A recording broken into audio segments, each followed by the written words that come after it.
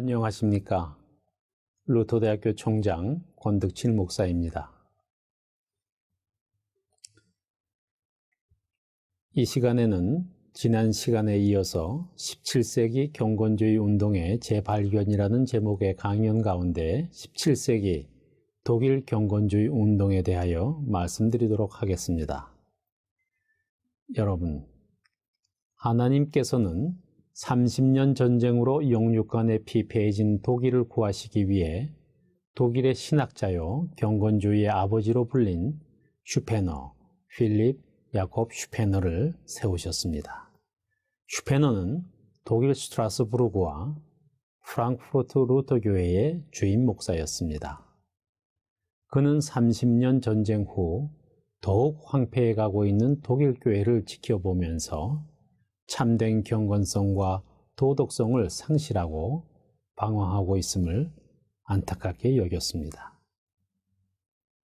왜냐하면 종교개혁의 후예인 독일 프로테스탄트는 종교개혁 이전보다 더한 교리와 교권에 둘러싸여서 전통주의로 점철되어 있었기 때문이었습니다.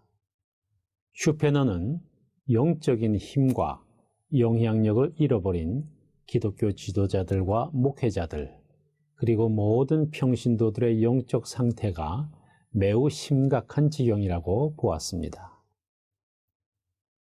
슈페너는 1669년 7월 15일 주일에 마태복음 5장 20절을 중심으로 행한 설교에서 교회를 죽어버린 가식의 신앙이라고 지적하면서 진정한 기독교, 참되고 살아있는 신앙을 강단에서 선포하였습니다. 슈페너는 프랑크푸르트 교회에 출석하는 신자들의 평균적 영적 상태가 단지 형식적이며 진실을 찾아볼 수 없는 죽은 신앙이라는 사실과, 그래서 신자들의 생활에서 잘못된 바리새인적 의의를 추구하고 있다고 보았던 것입니다. 이를 바로 세우기 위해 슈페너는 자신의 사제관에서 몇 사람들을 중심으로 모인 경건한 모임인 거룩한 우정, 독일어로는 하일리게 프로인트샤프트를 시작했습니다.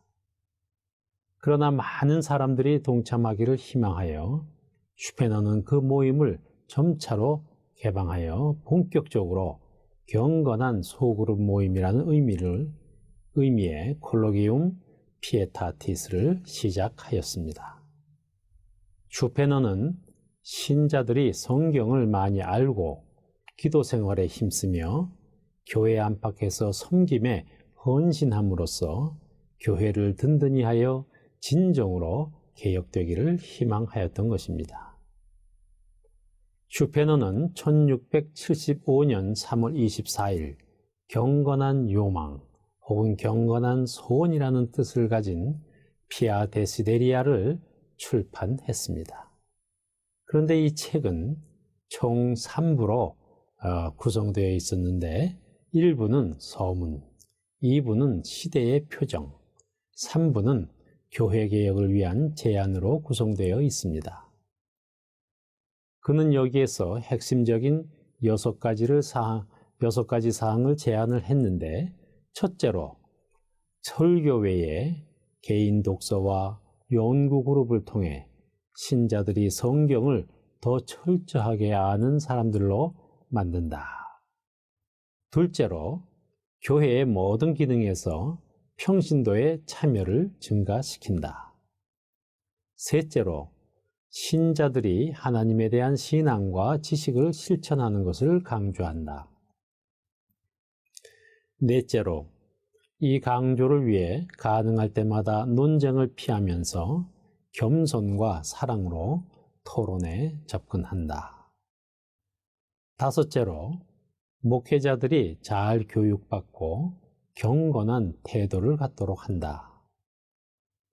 여섯째로 이를 위해 평범한 신자들에 대한 신앙을 발전시키는 데 초점을 맞춘다 등이었습니다. 슈페너가 이와 같이 6가지 사항을 중심으로 경건에 대하여 제안한 이유는 교회와 신자들에게서 나타나는 긍정적인 변화의 결과를 주로 개인 신자들의 경건한 참여에 있다는 사실을 더욱 깊이 알게 되었기 때문입니다. 슈페너의 피아 데시데리아를 연구한 티모시 마스케 교수는 슈페너가 자신의 루터 교회에서 지적한 실질적인 문제, 특히 성직자와 평신도 사이의 도덕적 완전함에서 교회 개혁 가능성에 대한 희망으로 이 6가지를 주장했다라고 말합니다. 이와 같이 볼 때에 슈페너의 경건주의 운동의 핵심 내용을 한마디로 요약하자면 교회이든 가정이든 신자들은 소그룹으로 모여서 성경을 읽고 배워 하나님의 말씀을 기반으로 하여 열심히 기도하고 이웃의 어려움과 고통을 진심으로 염려하면서 그들을 어떻게 도울 것인지를 연구하여 그 이웃을 위해 세상으로 나아가자는 것이었습니다. 그래서 슈페너의 이 모임을 교회 안의 작은 교회라고 불렀습니다. 슈페너는 말년에 프러시아 왕이 된 브란덴부르크 군주의 초청을 받았고 베를린에서 거주하면서 더욱 경건주의 운동을 확산시켰습니다. 그 결과 그의 영향으로 독일 할레에 대학이 설립되었고 이 대학교에서 수많은 경건주의자들이 배출되면서 할레는 경건주의 운동의 본산이 될 수 있었습니다. 슈페너의 뒤를 이은 경건주의 후계자는 23살에 라이프치히 대학교의 교수가 된 아우구스트 프랑케 교수입니다. 그는 후에 목사로도 임명받아 목회도 했습니다. 프랑케는 슈페너의 경건주의 운동의 영향으로 라이프치히 대학에서 교수 생활을 시작하면서 성서 사랑 모임이라는 콜로기움 필로 비블리쿰을 만들고 학교를 중심으로 경건주의 운동을 확산시켜 나갔습니다. 그러나 그는 여러 가지 반대에 부딪혀 결국 라이프치히를 떠날 수밖에 없었는데 그때에 슈페너의 주선으로 할레에 온 프랑케는 직접 슈페너와 몇 주간 지낸 후 본격적으로 그의 제자가 되었습니다. 그 후 프랑케는 슈페너의 추천을 받아 할레 대학교의 신학교수로 임명받을 수 있었는데 그는 교수 임명과 동시에 글라우차 교회의 목사로도 임명을 받아 성직자 생활을 시작하였습니다. 슈페너를 이은 제2대 경건주의 운동의 지도자 프랑케의 가장 큰 공헌이 있다면 교회 안에서 훈련한 사람들을 세상으로 내보냈다는 점입니다. 프랑케는 할레에서 신학생들을 철저한 경건주의 신앙으로 무장시켜 세상 속 목회 현장으로 보냈습니다. 그래서 그의 2명의 제자가 1705년 인도로 파송되어 프로테스탄트 최초의 선교사가 되는 세계 교회사의 새 역사를 만들기도 했습니다. 그 후 신대륙에 최초로 파송된 선교사인 루터 교회의 뮬렌베르크 목사 또한 이 할레 대학 출신이었습니다. 경건주의의 아버지인 슈페너의 영향으로 설립된 할레 대학교는 슈페너의 제자인 프랑케가 가르친 영향으로 경건주의로 무장한 세계 선교사들의 요람이 되었습니다. 단적으로 프랑케의 공헌을 요약하자면 신학교육에 있어서 경건주의 운동을 중심으로 커리큘럼이 마련되었다는 사실입니다. 그리고 교회 밖에 사회봉사운동 차원에서 글라우차 고아원을 세우고 빈민을 위한 구제소를 세워 자선사업을 독려했다는 점입니다. 처음에는 1694년 자신의 교회 목사관에서 이웃에게 음식을 나눠주다가 그 다음해인 1695년 빈민을 위한 학교를 세웠으며 1698년에는 빈민부터 귀족에 이르기까지 다양한 계층을 아우르는 프랑케 슐레로 자리를 잡게 되었습니다. 1695년에 글라우차에서 4명으로 시작한 고아원은 1727년에는 2234명의 빈민 아이들이 있었는데 그중 137명이 고아였습니다. 그 다음에 세워진 할레 고아원은 보다 완전한 체계를 갖추고 시작될 정도로 자리를 잡았다고 합니다. 이러한 프랑케의 고아원 사역은 네덜란드의 동료 노이 바우어를 파송하여 네덜란드 고아원 사업을 자문하도록 할 정도로 영향력을 주었습니다. 할레 고아원 출신으로 빈민 출신이던 요한 하인리히 슐츠는 할레 대학에서 의학을 강의하는 등 차세대 경건주의 운동의 지도자 배출에도 큰 기여를 하게 됩니다. 이외에도 1699년에 세운 할레 서점과 1701년에 세운 인쇄소 등도 교회 밖에서 왕성하게 경건을 실천하는 프랑케의 정신을 볼 수 있는 일입니다. 즉 프랑케는 경건주의 운동을 교육과 봉사와 선교를 구체적으로 실천함으로써 교회가 세상을 위해 일하는 경건주의 운동의 표상을 제시했다는 것입니다.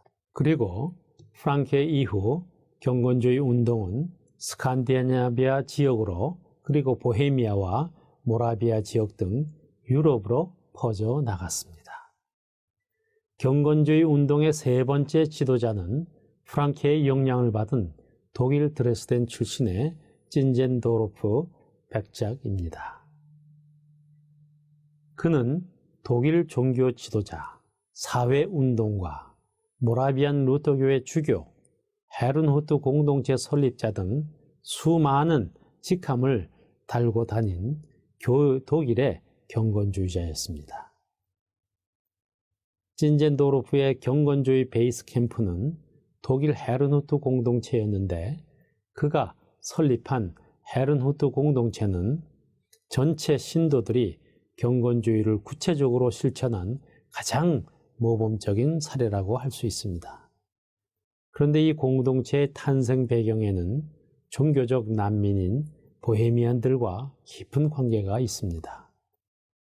보헤미아 왕국의 백성들인 보헤미안 신자들은 1415년 콘스탄츠 종교회의에서 그들의 지도자 후수가 얀 후수가 종교 재판에 회부되어 이단자로 처형당한 후에 로마 가톨릭의 극심한 박해를 받게 됩니다. 당시 보헤미아는 프라하를 중심으로 하는 서부 지역과 브루노를 중심으로 한 동부 지역으로 구분되었습니다. 그런데 이 동부 지역이 모라비아 지역이었던 것입니다.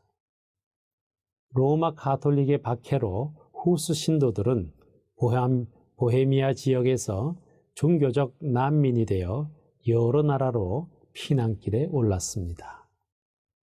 그런데 놀랍게도 이런 어려운 처지에서도 그들은 보헤미아어로 번역하고 인쇄한 성경을 국내로 들여보내는 등 부패하고 타락한 로마 가톨릭을 물리치고 개혁된 바른 교회를 세우고 바른 신앙을 지키는 일을 위해 쉬지 않고 일했던 것입니다. 그리고 찐젠도르프는 자신의 영지인 독일 베델스도르프의 헤른후트 지역에 피난길에서 방황하는 이 보헤미안 신자들을 위한 종교적 피난처를 제공했던 것입니다. 그들 중 주로 독일어를 사용하는 사람들이 크리스티안 다비드의 인솔하에 1722년 6월 이곳으로 옮겨와서 살게 되었습니다. 그 후 소문을 듣고 더 많은 모라비아 지역 사람들이 이주해 왔으며 후에 이들을 모라비안이라고 부르게 된 것은 헤른후트에 사는 보헤미안 사람들을 지칭하는 말에서 시작되었던 것입니다.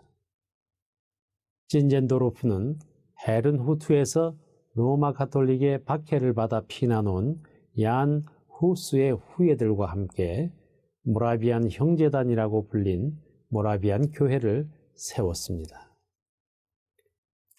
헤른후트를 오랫동안 연구한 교회사가 오형기 박사는 보헤미안인들의 원래의 신앙인 후스주의가 독일의 경건주의, 특히 찐젠도르프의 경건주의와 만나면서 새로운 신앙적 기조가 생성됐다는 의미를 가졌다라고 말하고 있습니다.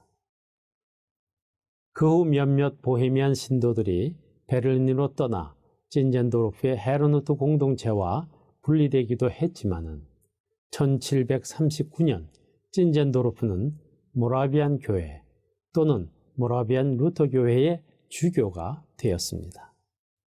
그러자 정통 루터 교회에서는 모라비안 교회의 경건주의적인 독특한 아이디어와 실천적 관행 때문에 찐젠도르프와 헤른후트 공동체를 정통 루터 교회 외부에 있는 것으로 보았습니다. 그러나 많은 학자들은 찐젠도르프는 그럼에도 불구하고 여전히 루터교 신앙 고백 안에 남아 있었다고 보고 있습니다. 마침내 1741년에는 독일 전역에 퍼져 있던 보헤미아 출신들의 전체 모임이 헤른후트에서 개최되었고 하나의 교회로서의 대동단결을 만들어냈습니다. 그 후 1742년 찐젠도르프는 신대륙 펜실베니아주에 교회를 개척하였고 특히 원주민 선교에 크게 헌신하였습니다. 루터교 역사를 연구한 에릭 그리츠 박사는 이때 찐젠도르프와 헤른후트가 구현한 철학, 형제단, 사랑의 이상은 초공동체의 일부분일 뿐이다.